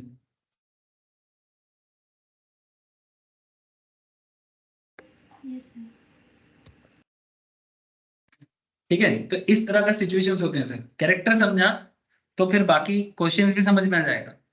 ठीक है, सब चीज इस ये सब कैरेक्टर है, ये सब फाइनेंशियल चीजों का कैरेक्टर है, फाइनेंशियल इंस्ट्रूमेंट है, इसको फाइनेंशियल इंस्ट्रूमेंट कहते हैं। ठीक है, ये सब फाइनेंशियल इंस्ट्रूमेंट के ऊपर बेस करके ही फाइनेंशियल मॉडलिंग वगैरह सब कुछ होता है सर, इसके बिना कुछ नहीं है। अच्छा, नाउ क्वेश्चन इज दैट कि preference share capital can also be categorised as redeemable and irredeemable. मैं अभी आपको दिखा रहा था कि रिडीमेबल माने जब शेयर कंप्लीटली रिडीम किया जाएगा 5 साल बाद, 2 साल बाद, 3 साल बाद, जैसे जैसे शेयर इशू होता है उसको रिडीम करने का कंपनी की तरफ से एक बताता है। फिर रिडीम करेगा तो पूरा रिडेम्पशन हो जाएगा। कई बार ऐसे भी होते हैं इरिडीमेबल, माने कंपनी रिडीम करता नहीं है, तो उसका फॉर्मूला अलग है। इरिडीमेबल प्रेफरेंस शेयर का फॉर्मूला अलग है, मैं आपको बताता हूँ। ठीक है, मैं आपको अभी बताता हूँ कि इरिडीमेबल का कैलकुलेशंस कैसे करना है, रिडीमेबल का कैलकुलेशंस कैसे करना है। ये जो फॉर्मूला देख रहे हो, मैं सिमिलर काइंड ऑफ थोड़ा बहुत नाम इधर उधर हो सकता है, मैंने आरडी की जगह मैं थोड़ा अलग नाम यूज करूंगा, पर नाम is not the matter, main matter है ये कॉन्सेप्ट। ठीक है, कई बार ऐसे देखोगे कि किताब में कुछ लिखा है और मैं कुछ लिखा रहा हूँ। ठीक है, इसका मतलब क्या है कि जैसे मानो यहाँ पर पीडी है, ठीक है, ये पीडी लिखा है तो मैं भी लिखाऊंगा डी, मैं सिर्फ इसको डी लिखाता हूँ। इसका मतलब होता है preference dividend, D for dividend. यहाँ पर ये पीडी मतलब बोलते हैं कि एनुअल प्रेफरेंस डिविडेंड। ठीक है, तो वो मैटर नहीं करता, लेकिन फॉर्मूला का एक नेचर है, इस नेचर को समझना है। ये जो फॉर्मूला का नेचर है इसे समझना है। जैसे जब मैं नॉर्मली इरिडीमेबल का फॉर्मूला लिखाता हूँ तो मैं लिखाता हूँ इस तरह से, पीडी बाई, मैं नॉर्मली इसको लिखाता हूँ डी बाई पी नेट, मैं लिखाता हूँ D by P net. P net क्यों, ये जो पी जीरो है, पी जीरो मैंने पी नेट होता है। तो मैं आपको बताता हूँ कि पी जीरो पी नेट में क्या फर्क होता है, सब आपको समझाता हूँ, बट कॉन्सेप्ट चेंज नहीं होता, बस थोड़ा नाम लिखने का तरीका। किताब तो किताब भी चेंज हो जाते हैं सर, एक फाइनेंशियल ऑथर का किताब ढूंढोगे, दूसरे की किताब में ढूंढोगे, थोड़ा वो नाम अलग कर दिया, बट जो मेन नेचर है वो नहीं चेंज होता है। जो मेन नेचर होता है उसको नहीं चेंज होता, मतलब मेन कैरेक्टर कभी नहीं बदल सकता। कि प्रेफरेंस डिविडेंड माने डिविडेंड ही रहेगा, वैल्यू ऑफ प्रेफरेंस या रिडेम्पशन होगा उसको अलग नाम से बोलते हैं। ठीक है, कई जगह में सिर्फ एफ बोलते हैं रिडेम्पशन को, आप एफ बोलो, एक ही बात है। NP net proceed from issue of preference shares, N माने छोटा एन माने remaining life of preference shares. ठीक है, एन कई बार कॉमन ही देखने को मिलता है। सो issue is not about the short form, issue is about the concept. ठीक है, कॉन्सेप्ट क्लियर है तो शॉर्ट फॉर्म आप किसी भी ऑथर का या किसी भी किताब का यूज करो, इतना मैटर नहीं करेगा। ठीक है, चलो मैं अभी आपको फॉर्मूला लिखाता हूँ।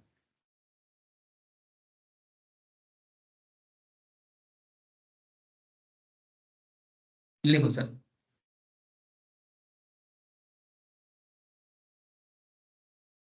हेडिंग कर दो,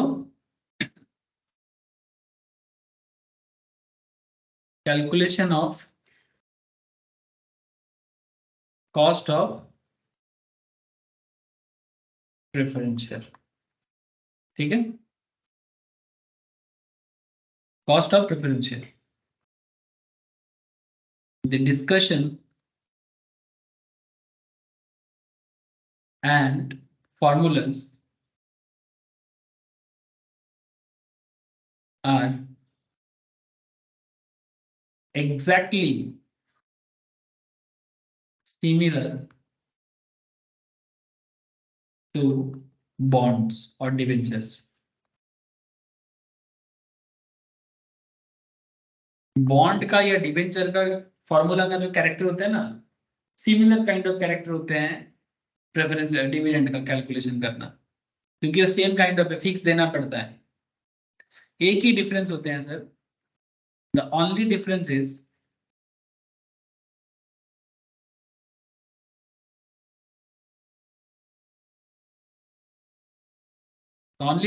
दैट preference dividend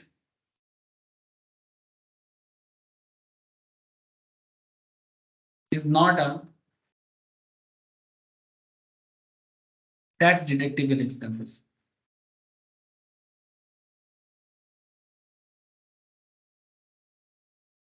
अगर आप लोग केडी याद है आप लोगों को, मैंने लास्ट कुछ क्लासेस में केडी के ऊपर काफी क्वेश्चन करवाया और डिस्कशन किया। कॉस्ट ऑफ डेब्ट सुन सुन के शायद कान मतलब पक गया होगा आप लोगों का। तो आप एक चीज गौर करना, जब मैंने डेब्ट समझाया आप लोगों को, डेब्ट समझाने के टाइम पे मैंने आप लोगों को क्या बताया कि सर डिबेंचर का जो इंटरेस्ट होता है, ठीक है, डिबेंचर का जो इंटरेस्ट होता है वो इंटरेस्ट कंपनी के लिए मैंडेटरी खर्चा होता है और वो टैक्स देने से पहले दिया जाता है। मैंने जिसको केडी बोलते हैं वो बिफोर टैक्स आइटम है। ये बात मैं बहुत बार बोलता हूँ, ठीक है, बहुत बार बोलता हूँ, बार बार बोलता हूँ। ये गलती ना करें सर समझने के लिए। तो पीबीआईटी से आप सबसे पहले इंटरेस्ट पे करते हो, फिर टैक्स पे करते हो, पॉइंट टू बी नोटेड। उसके बाद आपका इनकम होता है, फिर वहां से आप प्रेफरेंस डिविडेंड देते हो। So in simple preference dividend after tax item, this is after tax, लेकिन डिवेंचर का जो इंटरेस्ट है वो है बिफोर टैक्स। ये सबसे बड़ा और बहुत बड़ा डिफरेंस है। केडी और केटी नॉर्मली सेम कॉन्सेप्ट में डेवलप किया जाता है क्योंकि दोनों ही फिक्स रेट में होते हैं, केडी एंड प्रेफरेंस डिविडेंड, ठीक है। कॉस्ट ऑफ डेब्ट या cost of preference shares same nature के होते हैं, पर सेम नेचर के होने के बाद भी इनके बीच में फर्क इतना है, एक टैक्स देने से पहले देना पड़ता है कंपनी को, एक टैक्स देने के बाद में देना पड़ता है कंपनी, ठीक है। और ये नेचर कोई छोटा मोटा मैटर नहीं है, ये बहुत बड़ा इंपैक्टफुल मैटर होता है सर, ठीक है। तो इस बात का ध्यान रखिएगा। बाकी लिखिए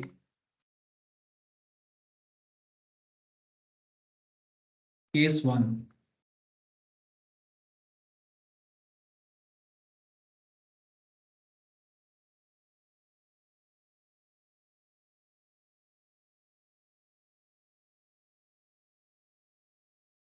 remaining maturity and price are both given, ठीक है। Remaining maturity and price are both given. अगर ऐसा है तो फिर कॉस्ट ऑफ प्रेफरेंस, जिसको मैं यहाँ पर क्या डिनोट किया, केपी, ठीक है, कॉस्ट ऑफ प्रेफरेंस मैं केपी से डिनोट किया, ठीक है। डिफरेंट किताब में आपको डिफरेंट देखने को मिल सकता है, डिफरेंट ऑथर इसको डिफरेंट नाम से बोल सकते हैं, बट ओवरऑल इसको हम लोग केपी बोलेंगे, ये ज्यादा पॉपुलर है, ठीक है। क्या बोलेंगे सर, केपी। ये देखो यहाँ पर भी केपी बोला है, क्या लिखा है, केपी। केपी माने कॉस्ट ऑफ प्रेफरेंस। तो कॉस्ट ऑफ प्रेफरेंस का फॉर्मूला मैं जैसा लिखा रहा हूँ, आप पहले इसको ऐसे लिखो, ठीक है। बाकी आप कोई भी फॉर्मूला कहीं पर भी पढ़ो, आप उसका नेचर देख लेना कि किसका क्या मतलब बता रहा है, तो फिर आपका क्वेश्चन आंसर एकदम सही है, ठीक है। D plus F minus P net divided by N whole divided by A plus, ये डेब्ट का ही फॉर्मूला एक्चुअली है, divided by 2, A plus P net by 2, इस तरह का फॉर्मूला है। केपी माने डी, बेसिकली बस ये आई की जगह डी लिखा मैंने। अगर आप के डी यू देखोगे, याद करोगे या कॉपी चेक करो, वहां पर मैंने आई लिखाया था, आई माने इंटरेस्ट, बस आई की जगह मैंने डी पुट कर दिया, बाकी सेम टू सेम रख दिया, बाकी वही मतलब है। D plus A minus P net by N whole divided by A plus P net by 2। अब इसका मतलब भी लिख सकते हो आप, जैसे मैंने आपको डिवेंचर में लिखा था कि डी माने A for redemption value, P P net पर माने बेसिकली फ्लोटेशन कॉस्ट को माइनस करके price of the preference shares, F माने रिडेम्पशन, एन माने नंबर ऑफ ईयर, बाकी एक ही है। सिमिलर यहाँ पर जो फॉर्मूला दिया है, कहीं स्टडी मटेरियल्स अगर आप ओपन करते हो तो वहां पर आपको थोड़ा डिफरेंट नाम से दिखेगा, बस नेचर सेम है। देखो मैं दिखा देता हूँ, ये देखो नेचर वही है। ये देखो RB minus NP by N whole divided by RB plus NP by 2, वही यूज कर रहा है। बस यहाँ पर आरबी का मतलब क्या है, रिडेम्पशन वैल्यू। मैं यहाँ पर रिडेम्पशन वैल्यू मैंने एफ मान रहा हूँ, जैसे मैंने केडी में लिखा था वैसा ही मैं लिखा। आप चाहो तो एफ की जगह आरबी भी लिख सकते हो, मुझे कोई प्रॉब्लम नहीं है, लेकिन इजी है, ये इजी है। F for redemption value it's easy, ठीक है। मैं सिर्फ डी लिखा, पीडी नहीं लिखा, ठीक है। नहीं, मैं क्यों ये एक्सप्लेनेशन दे रहा हूँ, क्योंकि कई बार लोगों को लग सकता है कि सर ये फॉर्मूला अलग है। अलग नहीं है, अलग नहीं है, बस नामकरण अलग है, ठीक है। नामकरण अलग है, फॉर्मूला बिल्कुल अलग नहीं है। वही फॉर्मूला है जो आप यहाँ देख रहे हो, जो मैं आपको दिखाया सेम है, बस नामकरण थोड़ा अलग है। जैसे इकोनॉमिक्स के किसी किताब में आप देखिएगा, क्योंकि ये financial and economics similar kind of subjects है। इकोनॉमिक्स में किसी जगह में आप आई इक्वल्स टू इनकम बोलता है, कोई किताब सीबीएसई के बोर्ड में किताब ओपन करोगे शायद आई फॉर इनकम दिखाता है, आईएससी बोर्ड के देखोगे वाई फॉर इनकम दिखाता है। अब अलग अलग लोगों का लिखने का अलग अलग तरीका है, बट इनकम तो इनकम है भाई, इनकम तो इनकम ही होगा, चाहे बोर्ड कुछ भी हो जाए। सर बात समझ में आया, यस और नो?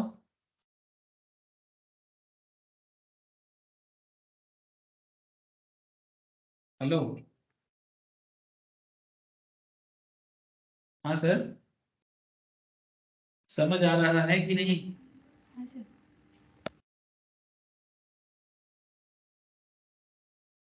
अच्छा सर, एक और काम करो, इतना जब मेहनत कर ही रहे हो, केस 2 भी लिख लो।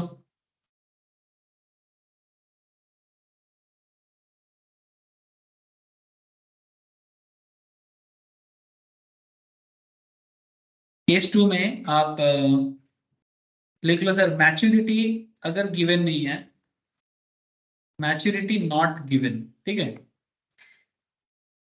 Only price given, only price दिया है कि दाम कितना है वो बताया, मैच्योरिटी नहीं बताया।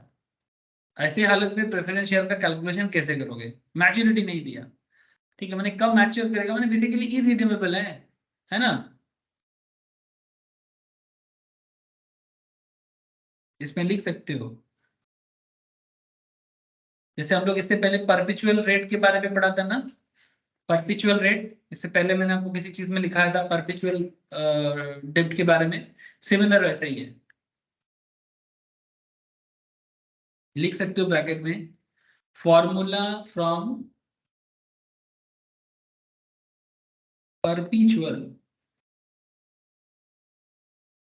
Is just change.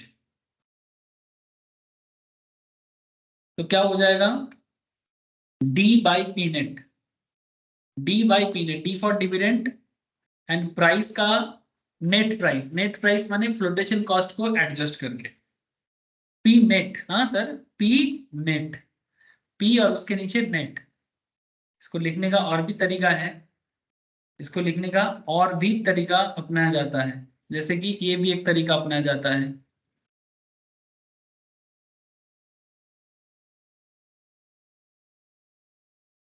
ये देखो, मैंने डी बाई पी नेट लिखा है ना, यहाँ पर क्या लिखता है, P D by P zero, क्योंकि मैं तो पी डी लिखता नहीं हूँ, मैं लिखता हूँ प्रेफरेंस एनुअल प्रेफरेंस। मैं भी डिविडेंड मतलब क्या मानता हूँ, एनुअल प्रेफरेंस डिविडेंड ही मान रहा हूँ। ये लोग बोल रहे हैं पी डी, ठीक है, और पी जीरो माने net proceeds from issue of preference shares, net proceeds from issue of preference shares. ये तो क्या लिखता है, net proceed means issue price less issue expenses और फ्लोटेशन कॉस्ट, जिसका मैं पी नेट नाम दिया। ये भी एकदम ऑथेंटिक है, नो इशू विद दैट, ठीक है सर। फ्लोटेशन कॉस्ट को माइनस करके जो मिलता है, सेम बातें हैं सर।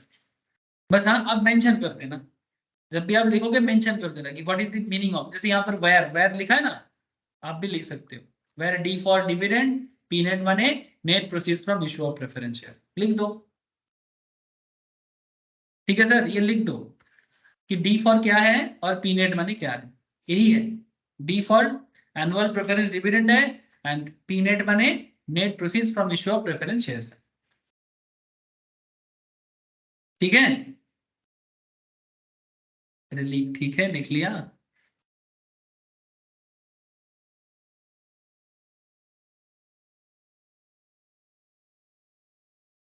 या मैं लिखूंगा तभी लिखोगे। चलो लिखता हूँ क्या है, लिखो where D equals to dividend, annual preference dividend,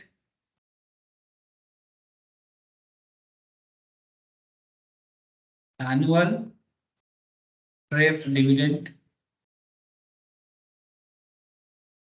और पी नेट का माने क्या है, पी नेट का माने क्या है, इशू प्राइस, क्या बोला था यहाँ पर, उसी लैंग्वेज को लिख सकते हो, net proceed from issue of preference shares, net proceed from issue of preference share, ऐसे भी लिख सकते हो।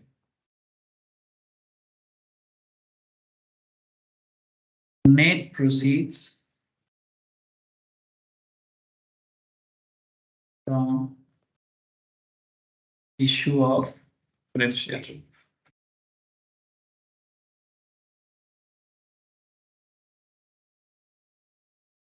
ठीक है, इतनी सी बात है। सर ये एक हो गया सर, इसका एक और चीज होते हैं, वो भी बता देता हूँ, उतना पूछता नहीं है पर फिर भी हो सकता है। क्या हो सकता है, केस 3 भी हो सकता है। केस 3 क्या है, जब मैच्योरिटी भी दिया है और प्राइस भी दिया है, सॉरी दोनों ही नहीं दिया है, maturity and price both not given, both not given, ना तो दाम बताया शेयर का और ना ही मैच्योरिटी बताया, बोथ नॉट गिवन, ठीक है।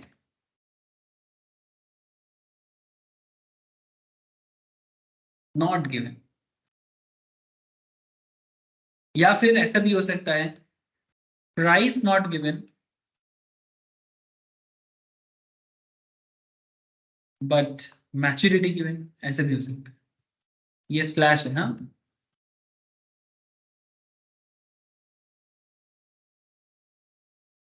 ऐसे सिचुएशंस में आपका केपी का फॉर्मूला क्या होगा जानते हो, ऐसे सिनारियो में केपी का फॉर्मूला हो जाता है KP equals to dividend rate. जो आपका डिविडेंड रेट है, क्वेश्चन में बोल देता है ना, डिविडेंड रेट ही आपका कॉस्ट ऑफ प्रेफरेंस शेयर मान के करोगे। जब मैच्योरिटी एंड प्राइस बोथ नहीं है, या फिर प्राइस है पर मैच्योरिटी नहीं है, तब डिविडेंड रेट को ही आप कॉस्ट ऑफ प्रेफरेंस शेयर मान के कैलकुलेशन कर सकते हो। तो ये था 3 सिनारियो। बोलो सर, समझ में आया, पल्ले में पड़ा, ठीक है। सर कुछ कैलकुलेशन करवा दो, चलो कर लो, एग्जाम्पल कर लो सर। जैसे कि ये इरिडीमेबल है, इरिडीमेबल का ये वाला क्वेश्चन ही कर लो सर, मेरे साथ साथ ही करो, लिख लिख के। दिखाई दे रहा है सर, हेलो,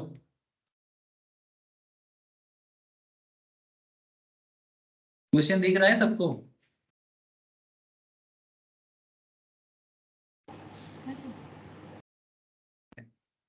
तो देखो क्या लिखता है, X Y Z and company, X Y Z and company issues 2000 10% preference shares, 2000 10% preference shares of rupees 100 each at 95 each, of share 100 each at rupees 95 each, मैंने 100 का चीज है 95 में दे रहा है, 100 का चीज है 95 में दे रहा है। Calculate the cost of preference share, 10% preference share, interest rate बता दिया, इंटरेस्ट रेट बता दिया, 2000 शेयर है, 2000 10% preference share of 100 each at rupees 95 each, मैंने डिस्काउंट में इशू कर रहा है। तो क्या फॉर्मूला यूज करोगे, cost of preference share equals to, अच्छा सर यहाँ पर एक चीज आपको पढ़ के समझना पड़ेगा, क्या क्वेश्चन में नंबर ऑफ ईयर मैंने मैच्योरिटी दिया है, क्या क्वेश्चन में मैच्योरिटी गिवन है, नो सर। मैच्योरिटी नहीं है ना सर, तो जब मैच्योरिटी नहीं होगा कौन सा फार्मूला लगाओगे? डेब्ट by dividend by P net, मैंने जैसा लिखा है ना, इसके हिसाब से P D by P zero है, एक ही चीज है, एक ही मतलब होता है। तो डी बाई पी नेट, तो डी बाई पी नेट करोगे तो क्या फॉर्मूला निकल के आएगा? डिविडेंड कितना है? डिविडेंड का क्या है? 2000 शेयर, ठीक है, 2000 शेयर, इसका 10% प्रेफरेंस शेयर बोला है। तो अगर 100 का शेयर है, हाँ सर, अगर 100 का शेयर का दाम है, 10% का रेट ऑफ डिविडेंड है, तो 100 का 10% कितना हो जाएगा? 100 का 10% 10 हो जाता है ना। और इशू कितने में हुआ? 95 में हुआ। इशू हुआ 95 में। पी नेट माने नेट प्राइस, ठीक है, नेट इशू प्राइस। तो 100 का चीज 95 में गया, और डिविडेंड कितना है? 10%। तो डिविडेंड का 10 टका,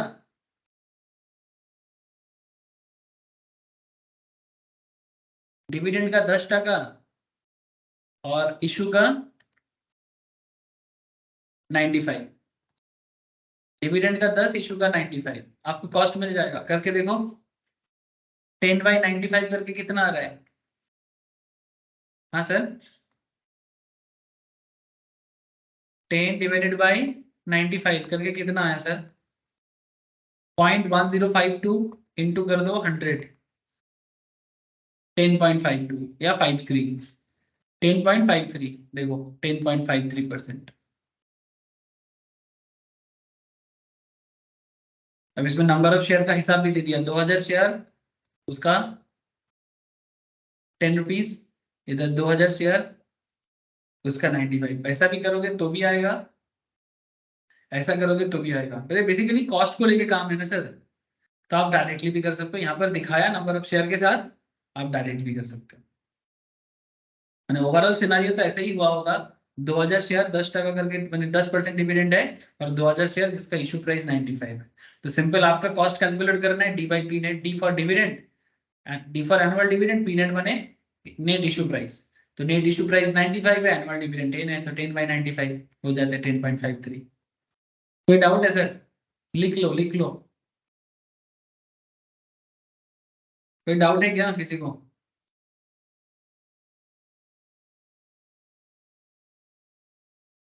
हाँ सर। तनुन का ही आवाज आ रहा है, बाकी लोगों का कोई साउंड ही नहीं आ रहा है। हाँ सर, सबको समझ में आ रहा है ना सर? नील, श्रवणिता, चौथा, शालिनी, क्लियर ना सबको?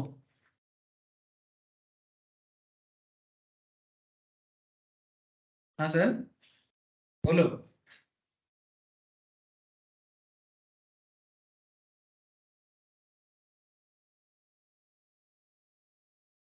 ये चौथा बुझते পারছিস? নীল, आवाज আসছে না কারো। है सर। ठीक है सर, देखो और एक क्वेश्चन है, और एक एग्जांपल है, देख लो।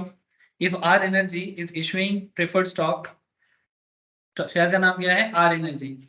Are energy is issuing preferred stock at ₹100 per share with stated dividend of ₹12। Dividend बोला है 12 टका। फ्लोटेशन कॉस्ट बोलते हैं 3%। डिविडेंड है 12 टका, flotation cost 3%, and calculate the cost of preference share. पर शेयर का दाम है 100 रुपीज, फ्लोटेशन कॉस्ट है 3%, डिविडेंड का रेट बताया 12 टका। आप बताओ कौन सा फॉर्मूला यूज करोगे सर? हाँ सर, कौन सा फॉर्मूला यूज करोगे? सर सेम फॉर्मूला यूज करना है, आपको डिविडेंड का रेट पता है ना। मैंने बेसिकली क्या हुआ, 100 रुपीज का शेयर था, इसको मार्केट में लाने के लिए अगर आपका 3% का खर्चा हो गया, तो 100 का 3% मैंने कितना, 3 टका। तो 100 रुपीज को, 100 रुपीज का शेयर अगर मार्केट में लाने में 3 टका खर्चा है, तो 3 टका चला जाएगा, तो नेट नेट कितना हुआ? पी नेट कितना हुआ?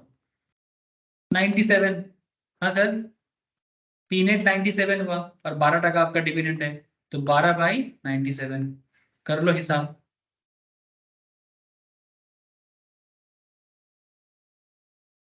Sound clear? तो नील 0.1237 इंटू 100 कर दो, 12.37। सर फ्लोटेशन कॉस्ट माइनस क्यों हुआ? सर फ्लोटेशन कॉस्ट माइनस नहीं करेंगे, ये तो नेट प्राइस, इसीलिए तो बार बार बोल रहे हैं। फ्लोटेशन कॉस्ट को माइनस इसलिए करना होता है सर, क्योंकि फ्लोट का मतलब क्या, जैसे जब कोई शेयर मार्केट में आते हैं तो शेयर का एक दाम होता है, लेकिन शेयर को मार्केट में पुट करने का भी एक खर्चा होता है। जैसे मानो आप जब टीवी घर पे लाते हो, मानो टीवी टीवी एक टीवी खरीदने जा रहे हो, टीवी खरीदने जा रहे हो तो टीवी को मानो 10,000 टका का टीवी है, टीवी का प्राइस है 10,000 और उसको घर पे लाने के लिए आपको 500 टका या 1,000 टका का गाड़ी का भाड़ा करना पड़ा और इंस्टॉलेशन खर्चा और 500 टका लग गया। तो 500 का गाड़ी भाड़ा और 500 का इंस्टॉलेशन, तो 10,000 का टीवी है, लेकिन 500 इंस्टॉलेशन 500 भाड़ा, तो कितना दाम बोल रहे? 11,000। तो तुमने ये लाने का खर्चा को क्यों ऐड किया टीवी के साथ? सिमिलरली सिमिलरली जब एक शेयर का दाम 100 रुपया है, ठीक है, लेकिन उसको मार्केट में पुट करने का अगर 3 टका मार्केट में प्रोसेसिंग फीस है, मार्जिन बैंकर का कॉस्ट है। मैं कई कितना बार कंपनी लॉ के क्लास में आप लोगों को समझाया कि जब एक शेयर मार्केट में आते हैं, जब एक आईपीओ लिस्टिंग होते हैं, प्रोसेस होते हैं, या फिर जब एक कंपनी डिबेंचर इशू करते हैं, ठीक है, प्रेफरेंस शेयर इशू करते हैं, तो उसको इशू करने के पीछे कंपनी का काफी सारा खर्चा होता है सर। ठीक है, जैसे मानो काफी सारा आईपीओ लिस्टेड रहते हैं, हमेशा देखने को मिलता है। जैसे ये प्रोस्पेक्टस है, अब जैसे मैंने प्रोस्पेक्टस में क्लिक किया, क्या Australian premium solar India limited बोल के कोई कंपनी है जिसका शेयर लिस्टेड होने को है, ठीक है, आ रहा है मार्केट में, ऐसा बताया जा रहा है। अब इसका जो ओवरऑल प्रोसेस है सर, इसको कंप्लीट कौन करेगा बोलो तो? मार्केट बैंकर, ठीक है। अब मार्केट बैंकर माने बेसिकली इनको शेयर मार्केट के भाषा में कहा जाता है, या ये सब फाइनेंशियल टर्म है। ये प्रोस्पेक्टस से जो इशू हुआ ये भी तो कंपनी लॉ का टर्म है, और ये जो लोग ये कंपनी का पैसा को मार्केट से रेज करने का हेल्प करता है, इन्हें कहते हैं, हेल्प नहीं सर, कमीशन एजेंट बोलो आप इसको, मार्जिन बैंकर बोलो, आप इनको अंडर राइटर बोलो अकाउंटिंग लैंग्वेज में, ठीक है। जैसे ये देखो, बेली क्या नाम है, Beeline capital advisor private limited, इसको जितना पैसा का जरूरत है ये कंपनी मार्केट में इसका पैसा रेज करने में, मार्केटिंग करने में हेल्प करेगा, लिस्टिंग प्रोसेस में हेल्प करेगा, इसको बीआरएलएम कहते हैं। क्या वो बीआरएलएम का फुल फॉर्म क्या है सर? मैं भूल गया, बुक रनिंग लीड मैनेजर, ठीक है, बुक रनिंग लीड मैनेजर। अब ये जो बुक रनिंग लीड मैनेजर है, इनको कमीशन देना पड़ता है। अब ये कमीशन शेयर के दाम के साथ एडजस्ट तो होना है। 100 रुपए का शेयर है, अगर 3 टका मेरा खर्चा पड़ गया, तो एक्चुअल शेयर का दाम कितना हो गया? 97। यस और नो? मैंने नेट प्राइस मैंने 3 टका एक्चुअली खर्चा के खाते में चला गया। आप बोल सकते हो सर एक्चुअल खर्चा तो 103 हो गया, नहीं सर ऐसा नहीं, शेयर का दाम वही है। अगर कोई शेयर को लिस्ट करने में अगर 3 टका 2 टका खर्चा हो रहा है, तो उसे माइनस कर देंगे, तो मुझे नेट शेयर का दाम मिल जाएगा। ये सिस्टम शेयर मार्केट में चलता है, इसलिए फ्लोटेशन कॉस्ट को माइनस किया जाता है। बोलो सर, समझ में आया? हाँ सर। ठीक है, कॉन्सेप्ट क्लियर होना बहुत जरूरी है sir. Thank you, good question sir. तो बस इस तरह से हुआ है, ये क्लियर है? 12.37 मैंने बेसिकली, ये 12.37 क्या है? परसेंटेज है, कॉस्ट है, प्रेफरेंस शेयर इशू करने का कॉस्ट है, प्रेफरेंस शेयर इशू करने का कॉस्ट है। अब ये इरिडीमेबल शेयर है, अब कंपनी मार्केट से पैसा रेज करेगा तो कंपनी का हर साल इतना परसेंटेज का खर्चा पड़ेगा, या जब कंपनी रिडीम करेगा, मानो 1 लाख उठा रहा है तो 1 लाख पे 12%, 12.37% का खर्चा है। या फिर ऐसे सिंपल लैंग्वेज में समझो, 100 रुपया उठाने के लिए कंपनी को 12 टका 37 पैसा खर्चा करना पड़ता है। To raise 100 rupees, to raise 100 rupees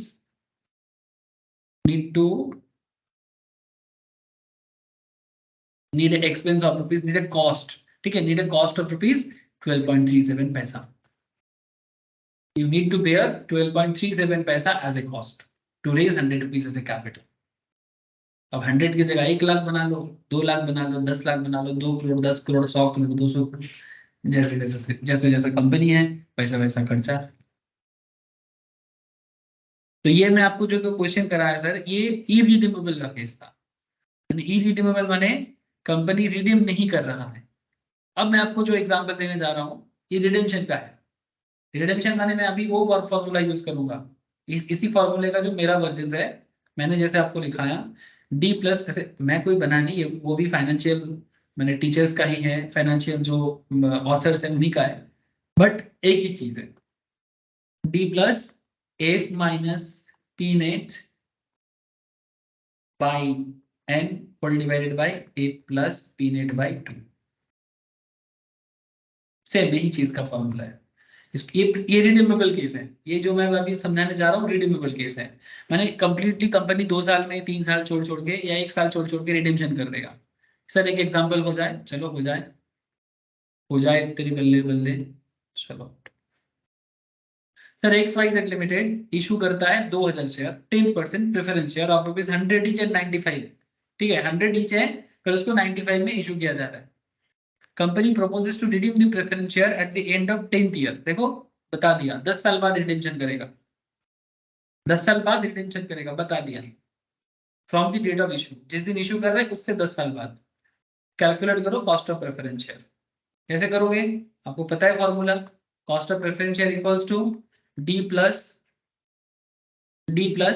F minus P net by N whole divided by A plus P net by 3।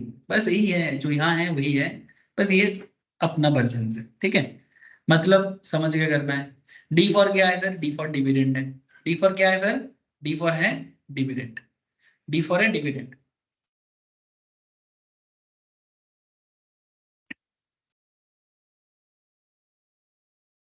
D for है डिविडेंड, तो डिविडेंड कितना है सर, 10% तो पहले ही बोल दिया था, 10% तो पहले ही बोला हुआ था, तो आप भी पुट करोगे ना 10, पुट कर दो 10, 10 प्लस। ठीक है क्या हो रहा है 10 प्लस।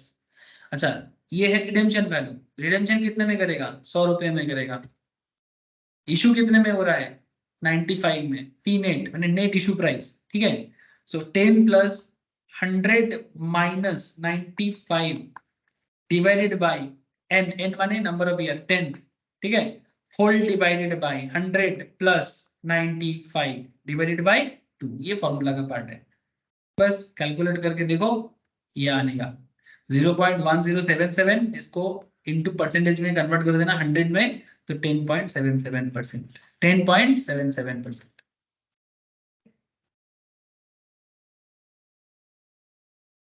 माने बेसिकली शेयर इशू करने के लिए कंपनी को, माने प्रेफरेंस शेयर इशू करने के लिए कंपनी को हर 100 रुपया उठाने के लिए 10 टका 77 पैसा खर्चा करना पड़ेगा, हर 100 रुपीज के पीछे। लेकिन ये रिडीमेबल है, 10 साल बाद रिडेम्पशन हो जाएगा। रिडेम्पशन होगा इसलिए फॉर्मूला अलग है, इरिडीमेबल है तो फॉर्मूला अलग है, याद रहेगा। रिडेम्पशन के केस में ये फॉर्मूला यूज करना है, सेम टू सेम डेब्ट वाला फॉर्मूला है। जो लोग केटी जानते हो वो केटी भी समझ जाएगा, मैंने बस आई की जगह डी यूज किया। बाकी अगर कोई बोलेगा नहीं सर मुझे ऐसे किताबी वाला एग्जाम्पल यूज करना है, कर सकते हो, I don't have a problem with that.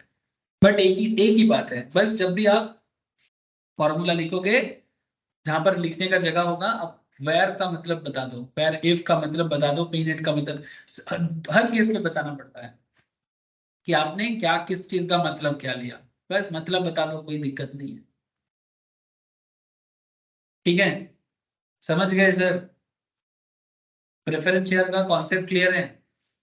मैंने आज एग्जांपल भी करा दिया, कॉन्सेप्ट भी बता दिया, इस तरह से प्रेफरेंस शेयर कैलकुलेशन होते हैं। नेक्स्ट क्लास में मैं आप लोगों को इक्विटी बताऊंगा सर। ठीक है आज इतना ही है, next class cost of equity में बात करूंगा। ठीक है नेक्स्ट क्लास थोड़ा लंबा रखेंगे, इक्विटी भी बताऊंगा, डिविडेंड के बारे में बताऊंगा, काफी सारे अप्रोच है इक्विटी शेयर को कैलकुलेट करने का। ठीक है थोड़ा लंबा डिस्कशन रहेगा, dividend price approach, earning price approach, growth approach, realised approach, CAPM, there are lots of thing. Equity है ना थोड़ा झमेला करता है और लाइफ में बड़ा काम भी आता है। ठीक है शेयर मार्केट जो लोग करते हैं उनके लिए भी बड़ा काम है, फंडामेंटल एनालिसिस में काम आते हैं, बहुत काम आते हैं। तो इक्विटी का कॉस्ट नेक्स्ट क्लास में चर्चा करेंगे, एक अलग ही लेवल ऑफ डिस्कशन होगा।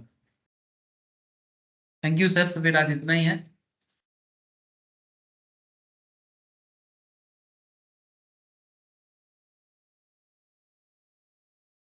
हाँ सर,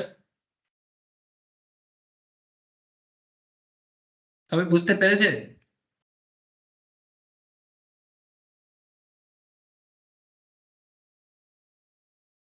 अरे बताओ सर। हाँ सर। ठीक है, ठीक है फिर है सर। सर।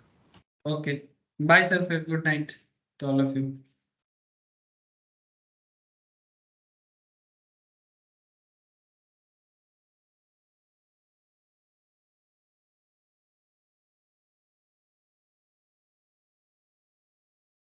बोलो सर, क्यों किसी बोल पे ना कि